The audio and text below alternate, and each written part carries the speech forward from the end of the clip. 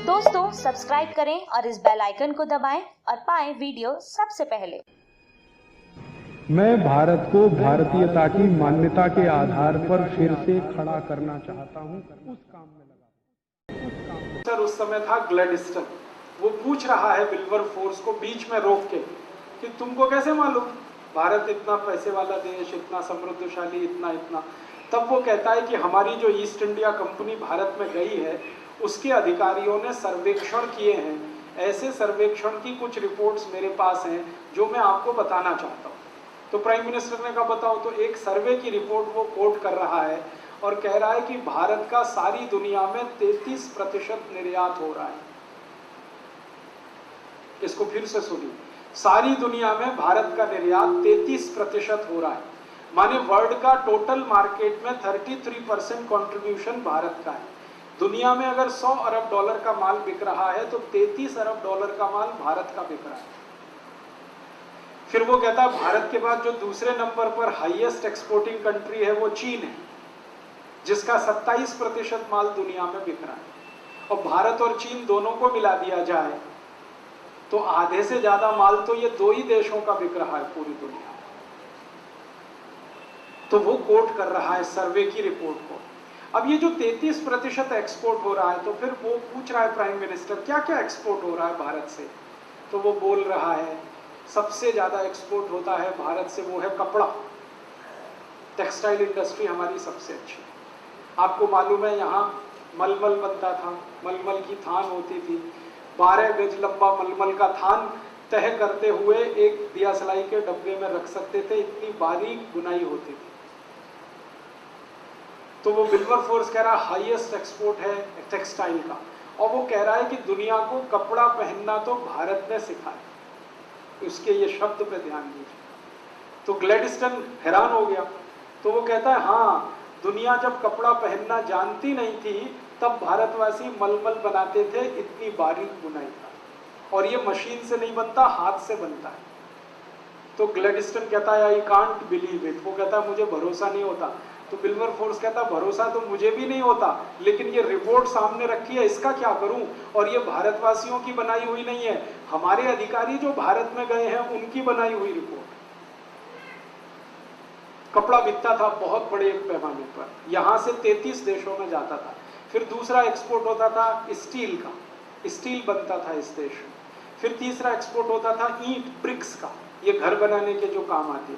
चौथा एक्सपोर्ट था हमारे देश में, आजकल हम सीमेंट बोलते हैं, पहले जमाने में चूना हुआ करता था, चूना बहुत बड़ा एक्सपोर्ट था।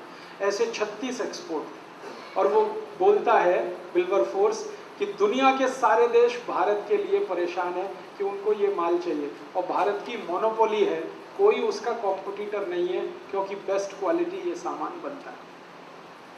अब ग्लैडिस्टन पूछ रहा है तो फिर भारत सोने की चिड़िया कैसे हो गया। तो वो बताता है कि ये जो बिक रहा है सारा माल, इसके बदले में भारत को सोना मिलता है। हम कपड़ा बेचते हैं और हमको सोना मिलता है, हम लोहा बेचते हैं, हमको सोना मिलता है, हम ईंट बेचते हैं, हमको सोना मिलता है। क्यों? क्योंकि उस जमाने में करेंसी नहीं थी, सोना ही था, चांदी ही थी, हीरे जवाहरात थे। और आप जानते हैं बार्टर सिस्टम था, बार्टर सिस्टम में आप कुछ देंगे तब कोई दूसरा देगा। तो हम कपड़ा देते थे तो वो सोना देते थे, हम स्टील देते थे तो सोना देते थे। और हमारा सबसे बड़ा व्यापारिक साझीदार था अफ्रीका। अफ्रीका में सबसे ज्यादा सोना होता है, आप जानते। तो अफ्रीका के व्यापारी हमसे ये खरीदते थे और बदले में हमको सोना मिलता। और ये 3000 साल चला, 3000 साल हमने सोना लाया कपड़ा बेच के, हमने सोना लाया लोहा बेच के। तो इतना सोना इकट्ठा हो गया इस देश में कि सारी दुनिया ने भारत को सोने की चिड़िया कहना शुरू किया। और सोना इतना हो गया हमारे पास कि हमने गहने और जेवरात तो सोने के बनाए ही, फिर जरूरत पड़ने पर मंदिर भी सोने के बना डाले। दुनिया में ये हजारों साल का एक ही देश है जहां सोने के मंदिर, सोने की मस्जिद नहीं है, सोने का गिरजाघर नहीं, यहाँ सोने के मंदिर है। और आप कहेंगे एक मंदिर है अमृतसर का स्वर्ण मंदिर। मैंने अंग्रेजों के दस्तावेज ढूंढ कर निकाले तो भारत देश में अंग्रेजों के आने के पहले तक 11,000 से ज्यादा सोने के मंदिर। एक एक मंदिर के पास 300 से 400 मीट्रिक टन सोना, एक एक मंदिर के पास। मंदिरों में सोना कहां से आया? समाज ने दान में दिया। समाज के पास कहां से आया? तो व्यापार करके लाया। हमने लूटा नहीं किसी को। भारत का एक भी व्यापारी कभी किसी को लूटने नहीं गया। भारत का कोई राजा कभी दूसरे देश पर हमला करने नहीं गया। यहां बड़े बड़े चक्रवर्ती सम्राट हुए जिनका सारी दुनिया सम्मान करती थी। चंद्रगुप्त विक्रमादित्य को आप जानते हैं, हर्षवर्धन को आप जानते हैं, अशोक को आप जानते हैं। सारी दुनिया इनके चरणों में पड़ी रहती थी, लेकिन ये कभी दूसरे देश को लूटने नहीं गए। गए तो धर्म प्रचार करने गए। हमने लूटा किसी को नहीं। फिर सोना कहां से आया? व्यापार करके कमाया हमने, और व्यापार में हम सबसे ऊपर थे, इसलिए इतना सोना है।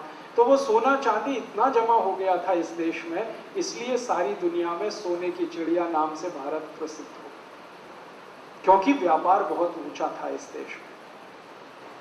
ये दस्तावेज पढ़ने के बाद मुझे पहली बार पता चला कि भारत उद्योग प्रधान देश था, सिर्फ कृषि प्रधान नहीं था। हमको ये बताया गया ना, भारत कृषि प्रधान देश। कृषि तो सेकेंडरी है, उद्योग तो प्राइमरी थे। और ये सब इतना सारा 3000 साल हम सोना कमाते रहे, फिर मंदिर बनाते रहे, सोना दान करते रहे।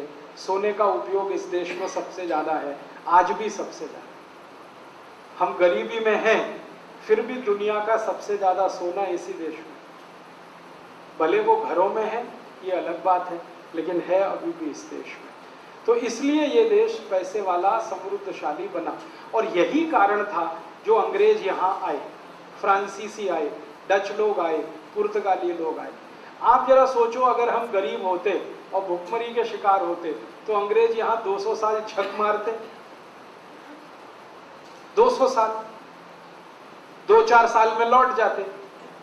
अगर हम गरीब होते, भुखमरी के शिकार होते, तो फ्रांसीसी क्यों आते? वास्को डिगामा क्यों आया अपनी पूरी फौज लेके? सिकंदर क्यों आया यूनान से चलकर यहां तक?